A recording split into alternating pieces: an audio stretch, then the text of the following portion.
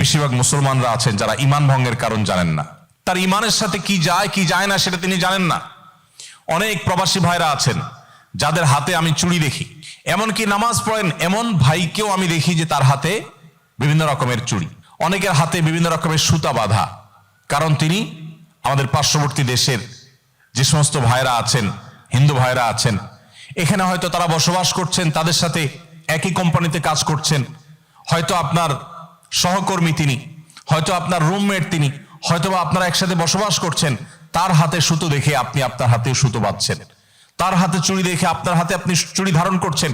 অনেক প্রবাসী ভাইরা আছেন যে নিজে হয়তো নামাজ কালামও পড়েন, কিন্তু তিনি জানেন না এই জিনিসটি তার জন্য ইসলামে হারাম করা হয়েছে, এবং না জানার কারণে নিজের অজান্তে তিনি অন্য ধর্মের মানুষের ধর্মীয় যে কৃষ্টি, তাদের যে ধর্মীয় নিদর্শন, সেই নিদর্শনকে তিনি তার শরীরে ধারণ করছেন। এটা যে ভয়ঙ্কর হারাম তিনি জানেন না।